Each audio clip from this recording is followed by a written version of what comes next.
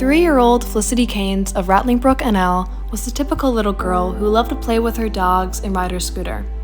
But in March 2022, she wasn't herself. She started having recurring fevers, belly aches, vomiting, weight loss, and days with no energy.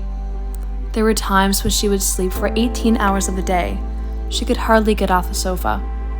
There were months of doctor's visits, hospitalization, and tests with no answers, until an urgent referral was sent to St. John's in December 2022. On January 3rd, 2023, Felicity's mother got a call. The pediatric hospital in St. John's needed to see Felicity as soon as possible. Their small town of Rattling Brook is a 5.5-hour drive to St. John's.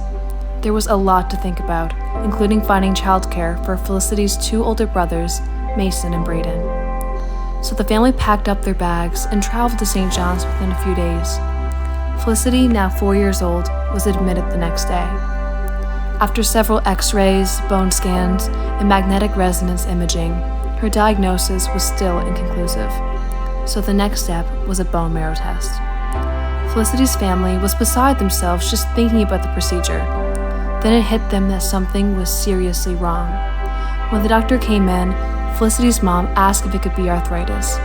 However, she was told to take a seat. He said it was much worse than that. It is leukemia.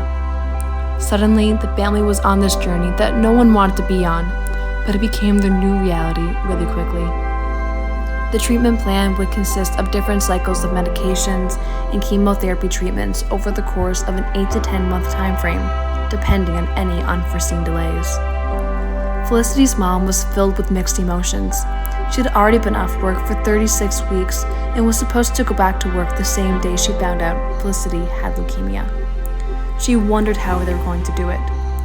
Mason went to live with his aunt, and Braden stayed with his grandparents. Felicity still has a long road ahead of her, filled with medical appointments and chemotherapy treatments. With the family living more than 500 kilometers away from our province's only pediatric hospital, they have come to rely on the programs and services at Ronald McDonald House to keep their family together and near the medical care and resources Felicity needs.